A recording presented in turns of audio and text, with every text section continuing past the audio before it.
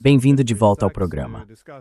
Hoje a gente recebe novamente o professor Jeffrey Sachs para conversar sobre uma carta aberta ao chanceler alemão, Friedrich Merz.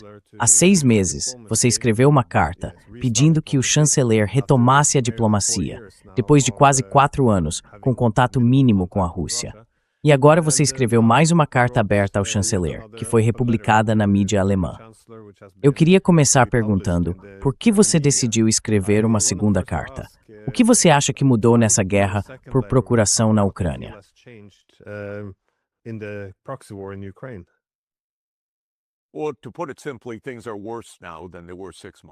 Bom, para resumir, as coisas estão piores agora do que há 6 meses. E foi por isso que escrevi a carta. Da primeira vez que publiquei uma carta aberta, em dezembro de 2025, a situação já era bem sombria. Havia um clima de belicismo, de escalada, e eu escrevi que a Alemanha tinha uma responsabilidade especial nesse contexto, por ser o país mais poderoso da Europa, o mais populoso, e também por causa das responsabilidades históricas que carrega em relação aos problemas que estamos enfrentando agora. E em janeiro de 2026, só algumas semanas depois da publicação daquela carta, eu comecei a ver alguns sinais de esperança. O chanceler Merz fez alguns discursos em que, de forma até um pouco surpreendente, disse abertamente: "A Rússia faz parte da Europa. Vamos ter que conviver com a Rússia depois dessa guerra. Precisamos conversar com a Rússia."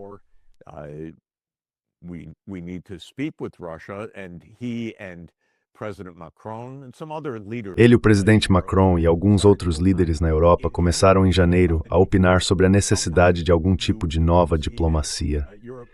E a Europa, de um jeito meio desajeitado, começou publicamente a procurar quem poderia servir como enviado diplomático. Aliás, é meio triste e estranho que a pessoa escolhida para esse cargo, Kaja Kallas, seja considerada pelos dois lados como inadequada para isso, porque ela é uma russófoba declarada.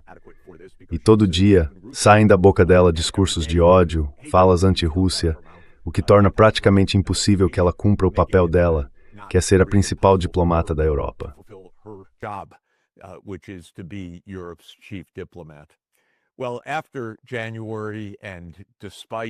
Bom, depois de janeiro, e apesar dessa situação meio bizarra, começou uma discussão pública sobre quem poderia ser o nosso emissário. Se deveria ser a ex-chanceler Merkel, o ex-presidente do Banco Central Europeu, Mario Draghi, ou o ex-chanceler Schröder. É um processo bem estranho, tenho que dizer. Nada saiu disso. Mas o que aconteceu nas últimas semanas, e especialmente nas últimas 2, de forma até chocante, foi uma escalada na retórica e o ataque ucraniano à escola de meninas em Starobilsk, que resultou na morte de muitas alunas.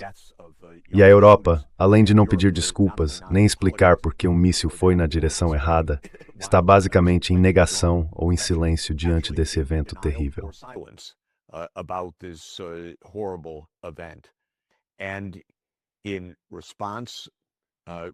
E em resposta, a Rússia disse, por meio do ministro das Relações Exteriores Lavrov, em uma ligação com o secretário de Estado americano, Antony Blinken, que vai atacar a capital Kiev.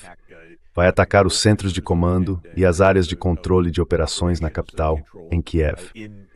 O ministro Lavrov aconselhou os diplomatas ocidentais a tomarem cuidado, se manterem seguros e deixarem o local.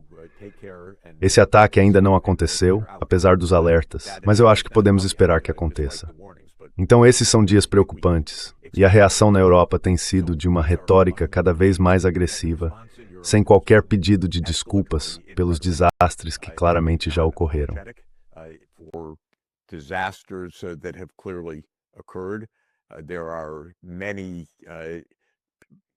Tem acontecido muitos episódios misteriosos com drones no espaço aéreo do Báltico, e até um drone que caiu na Romênia, perto da fronteira com a Ucrânia. Esses casos são contestados, não explicados, mas estão aumentando as tensões e a sensação de escalada. A retórica que vem dos países bálticos, falando em talvez atacar Kaliningrado ou se preparar para ser base de operações de drones no noroeste da Rússia, é simplesmente chocante. Nada disso é o tipo de comportamento que precisamos ter numa era nuclear. Tudo isso é extremamente irresponsável, uma negligência enorme com a sua vida, com a minha e com a de todos nós neste planeta. É realmente chocante. Eu coloco a principal responsabilidade sobre a Europa. Ela não demonstrou o menor interesse, nem a menor capacidade de se envolver em qualquer tipo de diplomacia, a não ser reclamar quando os Estados Unidos e a Rússia conversam.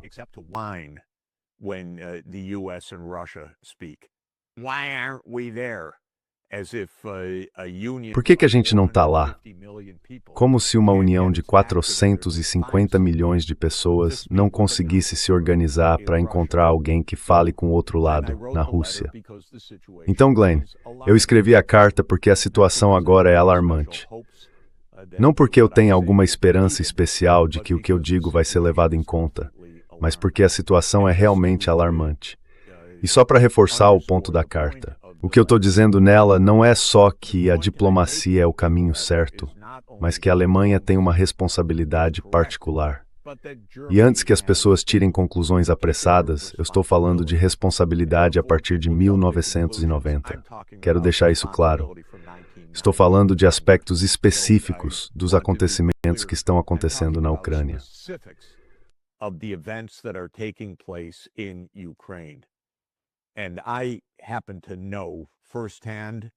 E eu sei disso em primeira mão, e de várias outras formas também. A Alemanha trapaceou na reunificação alemã de uma maneira fundamental, porque os termos da reunificação lá em 1990, que precisavam da aprovação da União Soviética e das outras potências ocupantes da Alemanha depois da Segunda Guerra Mundial, diziam que a Alemanha e o Ocidente em geral não se aproveitariam da reunificação para mover forças militares em direção ao leste, para a Europa Central e Oriental, muito menos para a Ucrânia e o sul do Cáucaso, a Geórgia, outro alvo dessa aliança absolutamente irresponsável chamada OTAN. E eles trapacearam. Então a Alemanha tem uma responsabilidade, já que compromissos solenes foram feitos em benefício dela. Promessas feitas em fevereiro de 1990, no contexto da reunificação alemã e do fim da Segunda Guerra Mundial, acredite se quiser, porque não havia tratado algum desde 1945 até o Acordo 2+4, em 1990, de que a Alemanha não se aproveitaria da reunificação para mover suas forças militares, nem a aliança da OTAN em direção ao leste.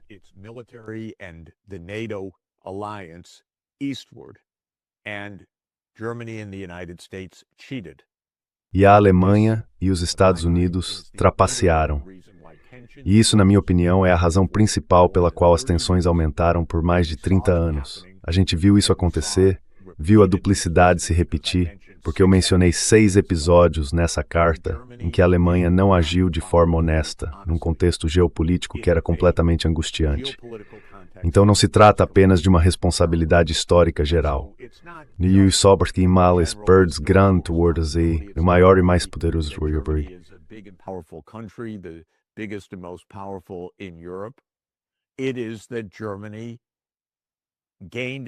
A questão é que a Alemanha obteve vantagens em relação à Rússia, começando em 1990, com a unificação baseada na neutralidade dos países do leste, sem ampliar a OTAN. E repetidas vezes, a Alemanha violou não só essa promessa, mas várias outras promessas e compromissos que havia assumido. Então, como chanceler da Alemanha, Merz tem a responsabilidade de saber disso e agir antes que a Europa se veja envolvida em outra guerra. E todo esse discurso de superioridade da Europa, de como a Europa é virtuosa e a Rússia é maligna, essa narrativa unilateral que nunca acaba. Nós somos os puros, são os maus, tudo que fazem sem provocação. They're evil. Everything they do is unprovoked. This is what is going to get us to complete and total. É isso que vai nos levar a um desastre completo e total. E a Europa deveria começar, antes de tudo, pedindo desculpas ou expressando condolências pelo ataque a Starobilsk e tentando entender o que aconteceu. Esse é o primeiro passo. Quando você mata meninas jovens, seja os Estados Unidos fazendo isso de forma brutal, por causa dessa loucura de inteligência artificial, atacando locais no Irã que mataram mais de 160 alunas, ou o que teria acontecido em Lugansk, na escola de meninas de Starobilsk. O que a gente precisa é de civilidade, honestidade, humanidade, decência, diálogo, não de mais incitação à guerra e discurso de ódio.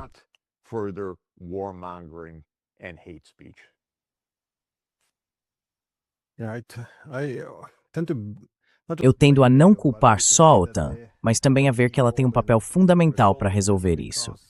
Porque do ponto onde estamos agora, eu reconheço que a Rússia enfrenta uma ameaça existencial, ou pelo menos enxerga assim, com a incursão da OTAN na Ucrânia. Mas também reconheço que, como resultado da invasão russa, os ucranianos também enfrentam uma ameaça existencial. Então eu entendo a motivação dos dois lados para lutar até o fim e aceitar custos tão terríveis. Mas quem pode realmente resolver isso são os países da OTAN, porque fomos nós que desencadeamos essa competição de segurança. Se a gente voltar para 2014, quando derrubamos o governo na Ucrânia, só uma minoria dos ucranianos queria fazer parte da OTAN. E mais importante, nós sabíamos que isso ia provocar uma guerra. Isso está bem documentado entre os europeus, entre os americanos, e mesmo assim decidimos seguir em frente. Então é isso que me preocupa, acho, que a gente continua insistindo nesse caminho.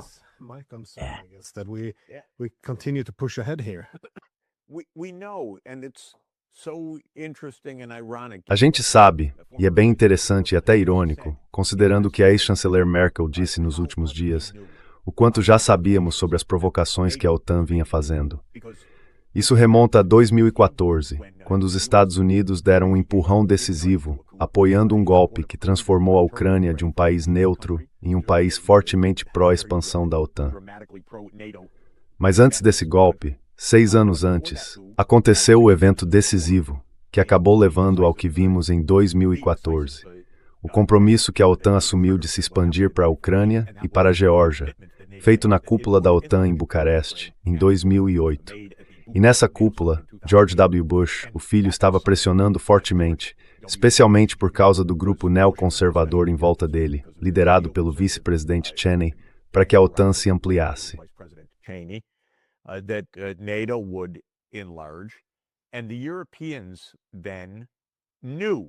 E os europeus sabiam sim o quão perigoso e imprudente isso era. Na verdade, um dos líderes da Europa me disse hoje, não vou citar o nome para não constranger, mas ele me contou de forma bem clara que a liderança europeia havia recebido a promessa, pouco antes da cúpula de Bucareste, de que os Estados Unidos não fariam esse tipo de manobra, de tentar forçar uma ampliação da OTAN para incluir a Ucrânia. Mas quando chegaram à cúpula de Bucareste, os Estados Unidos estavam lá com tudo. George Bush disse, nós vamos nos comprometer. E a chanceler Merkel escreveu sobre isso em detalhes. Ela diz que sabia que assumir um cronograma para a ampliação da OTAN até a Ucrânia equivalia na prática a uma declaração de guerra contra a Rússia, que era assim que os russos veriam. E ela resistiu a esse compromisso já no primeiro dia da cúpula.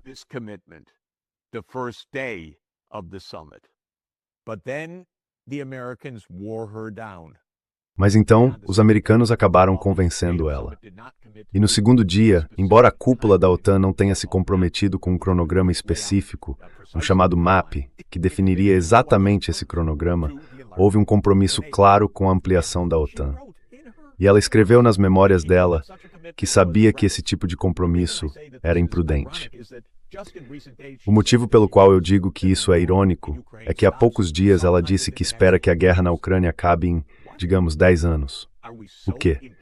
Será que somos tão incapazes como seres humanos que aceitamos uma previsão de mais 10 anos de guerra? Por que não 10 dias ou 10 horas, entendendo todos os erros que já foram cometidos e tentando encontrar uma fórmula para encerrar isso? Uma fórmula que, aliás, precisa se basear no que foi, é e continua sendo o ponto central dessa guerra, a neutralidade da Ucrânia.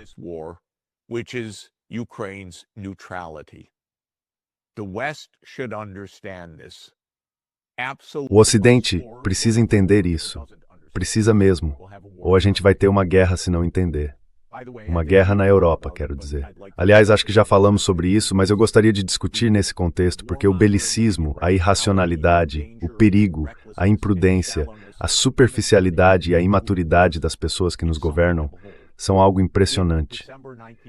Em dezembro de 2021, quando o presidente Putin, numa tentativa final de pressionar o novo governo Biden a reconhecer o compromisso de não expandir a OTAN, compromisso feito 30 anos antes, e de parar essa guerra que já durava 7 anos na Ucrânia, tentou convencer os Estados Unidos a declarar que a OTAN não iria se expandir. To say NATO won't enlarge.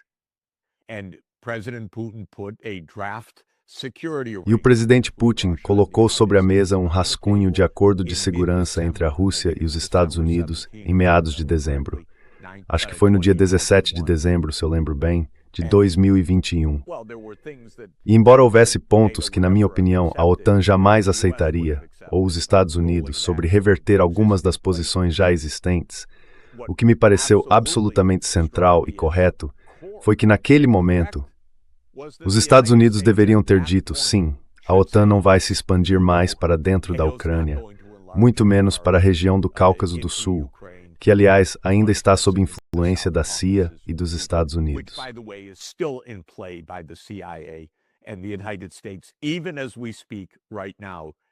Mesmo agora, enquanto a gente fala, eles estão jogando um jogo lá na Armênia.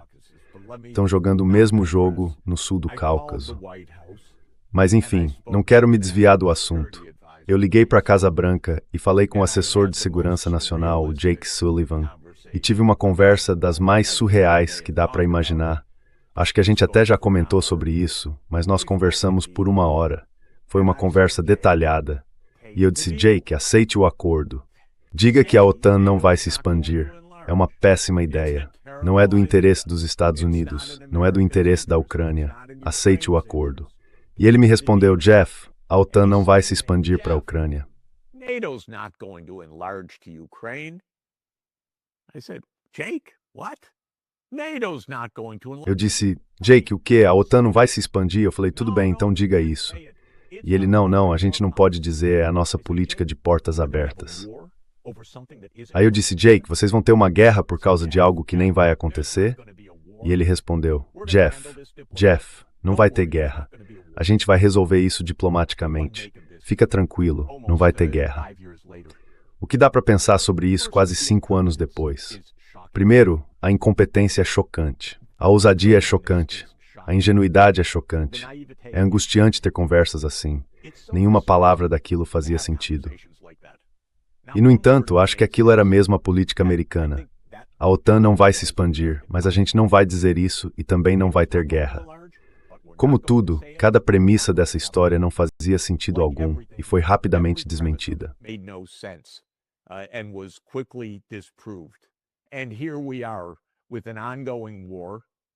E aqui estamos, com uma guerra em andamento que já dura desde... Quer dizer, a guerra começou em 2014, para deixar claro. Mas essa escalada é desde fevereiro de 2022, então já são mais de 4 anos. E agora a gente ouve a chanceler Merkel, que eu sempre gostei, preciso dizer, dizendo que espera que não dure mais 10 anos. Como assim? Tem algo tão errado na mentalidade europeia que a guerra virou algo normal? Dá para acreditar nisso?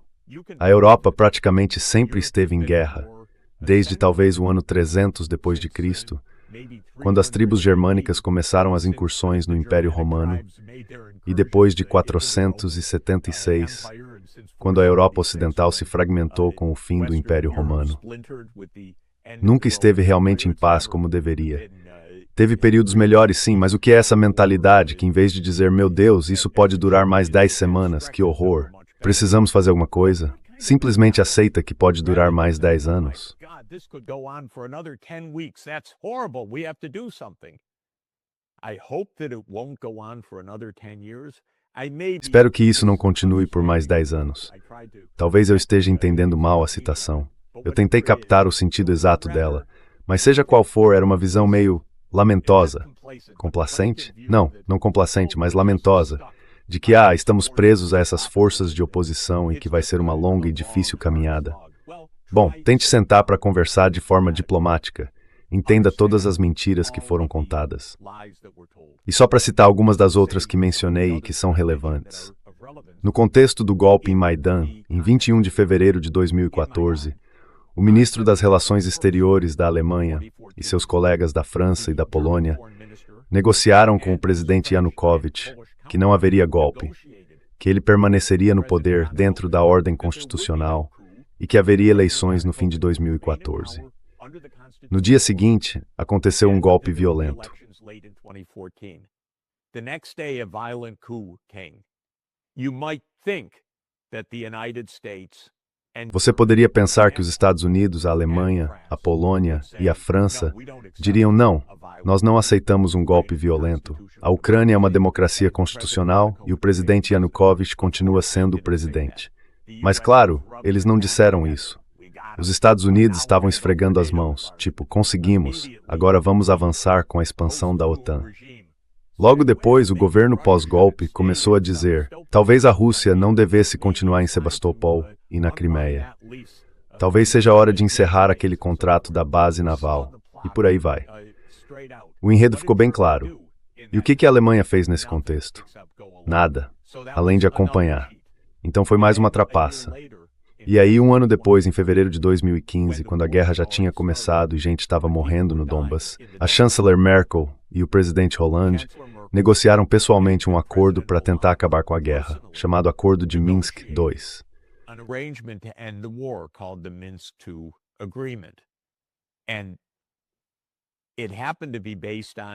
E isso acabou sendo baseado numa ideia de autonomia para a população de origem russa no leste da Ucrânia. E eu também sei, curiosamente, que a chanceler Merkel via isso como uma boa alternativa, porque ela conhecia o caso do enclave alemão no Tirol do Sul, no norte da Itália.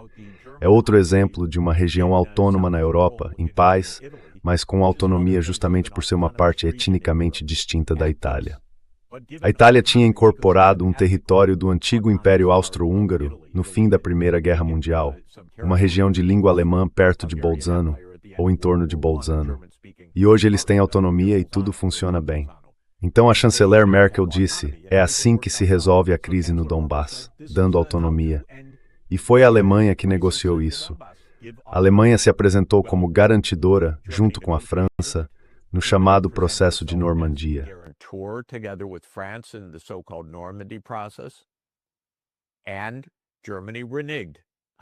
E a Alemanha desistiu do papel de garantidora. Eu sei que os Estados Unidos não gostaram disso. A Ucrânia deveria ser um Estado unitário. Nós não queremos essa autonomia. Não enfraqueçam a Ucrânia. Em outras palavras, não cumpram exatamente o que vocês acabaram de assinar e o que acabou de ser aprovado por unanimidade pelo Conselho de Segurança da ONU. Porque o Acordo de Minsk II não era só um acordo interno da Ucrânia. Era um acordo endossado pelo Conselho de Segurança da ONU e depois simplesmente ignorado. Anos mais tarde, a chanceler Merkel disse, bem, sim, a gente não esperava mesmo que funcionasse. A ideia era dar tempo para a Ucrânia fortalecer suas defesas. Sinceramente, eu não acredito que essa tenha sido a motivação dela lá em fevereiro de 2015. Acho que é um tipo estranho de justificativa feita depois dos fatos.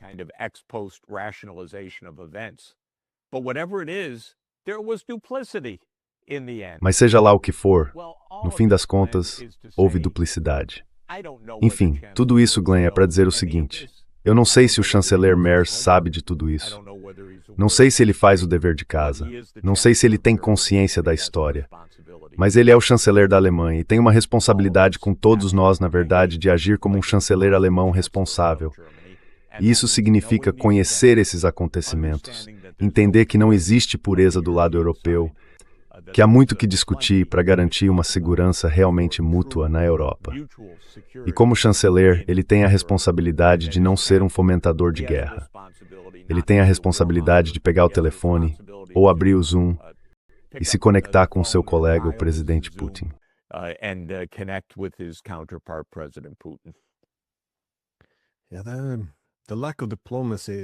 A falta de diplomacia tem sido chocante para mim. Quer dizer, como você disse, o fato de que os alemães foram garantes desse governo de unidade em 2014 e depois voltaram atrás. O fato de que o acordo de paz de Minsk foi sabotado por 7 anos. E também a eleição de 2019, quando os ucranianos puderam de fato votar numa plataforma contra a guerra, para se reconciliar com Donbass e com a Rússia.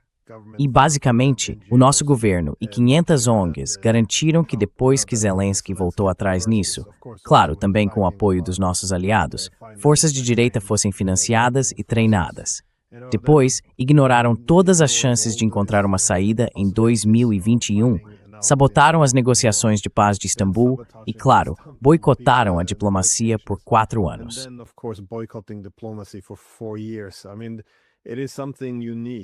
Quer dizer, é algo realmente único e muito deliberado, essa falta de vontade de encontrar uma solução.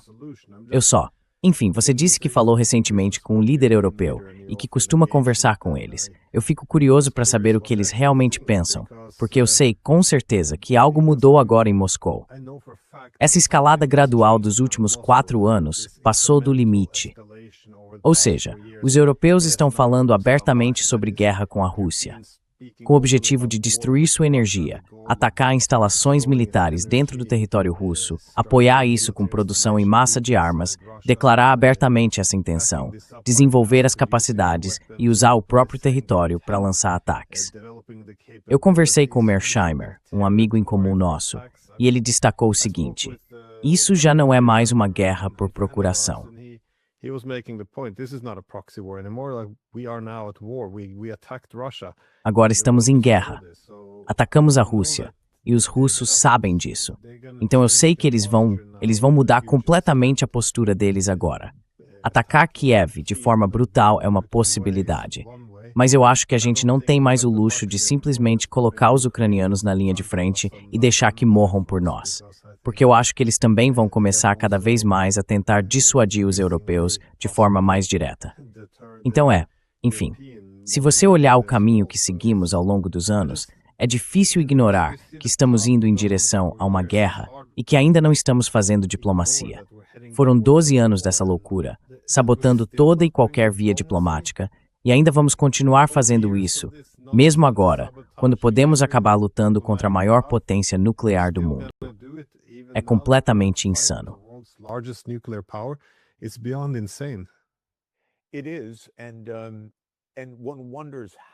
É isso mesmo. E a gente se pergunta, como algo assim pode acontecer no mundo de comunicação aberta? A nossa conversa aqui, ou o simples fato de que, ainda bem, eu ainda posso publicar uma carta aberta no importante jornal alemão, o Berliner Zeitung. Mas o que eu posso dizer, o que a gente sabe, é que os nossos governos já estão trancados num bunker. Eles não falam com o público. Não participam de nenhuma discussão como essa que estamos tendo agora. Eles não respondem. Claro que o chanceler Scholz não vai me responder. Isso nem precisa ser dito.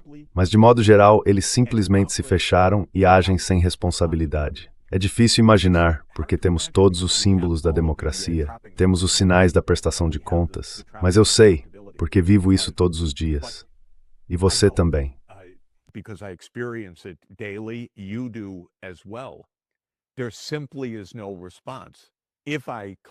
Simplesmente não há resposta. Se eu ligo para um alto funcionário da Comissão Europeia, não recebo retorno.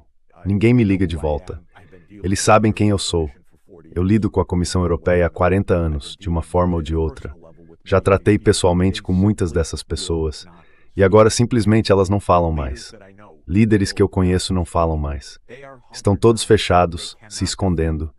Não conseguem defender a própria posição. Não conseguem justificar o que fazem. Tudo o que conseguem é fazer propaganda num único sentido e chamar o resto de nós do que quiserem, ou aplicar sanções ou o que quer que façam, o que aliás fazem de vez em quando contra certas pessoas. Mas o que não temos, nem mesmo dentro dos nossos próprios países agora, é uma discussão aberta.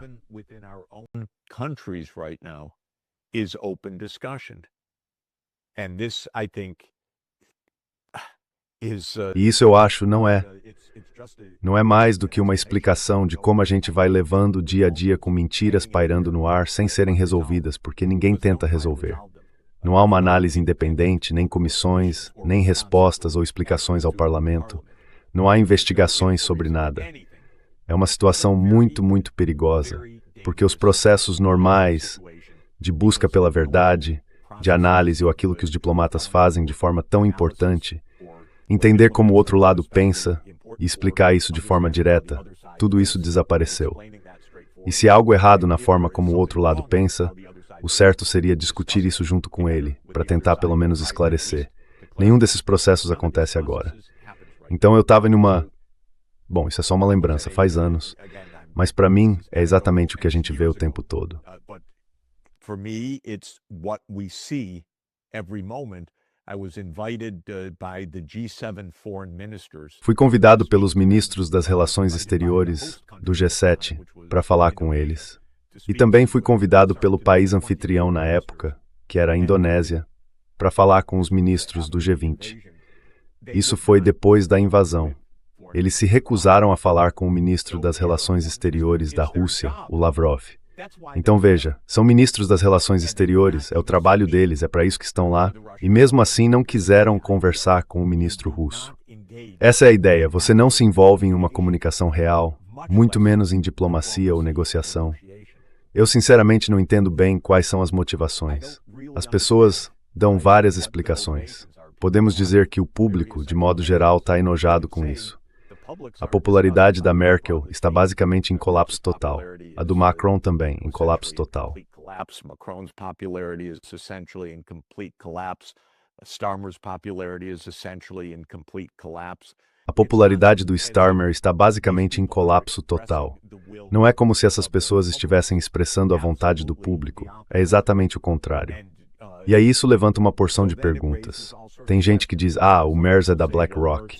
Eu não sei se essa é a explicação ou não. Dizem também que ele representa a indústria militar alemã. Vai saber. Para mim, parece improvável. Essas explicações são muito simplistas. Mas, para ser sincero, eu também não tenho uma melhor, porque o comportamento deles ficou tão estranho a essa altura, tão contraproducente e tão perigoso. E a gente precisa continuar repetindo a mensagem principal para os europeus. Vocês disseram que iam conversar, disseram que iam encontrar um intermediário. Pelo amor de Deus, são 450 milhões de pessoas na União Europeia. Encontrem alguém e comecem logo. Find someone and get started. Yeah. No, it's incredible. Again, we have diplomats. É impressionante. Mais uma vez, temos diplomatas que não acreditam na diplomacia, líderes que ignoram seus próprios interesses nacionais e que aparentemente têm certo desprezo pelo próprio público, e jornalistas que acham que o papel deles é defender narrativas. Eu acho que, no fim das contas, a gente também corre o risco de uma crise de legitimidade, porque, como você disse, eles simplesmente não estão fazendo o trabalho deles. Enfim, espero que a gente tenha a chance de falar sobre alguns avanços positivos no futuro. Mas, muito obrigado. Eu gostei muito da sua carta aberta, vou deixar o link na descrição e recomendo que todo mundo leia. Então, mais uma vez, obrigado. Glenn, muito obrigado. Até breve.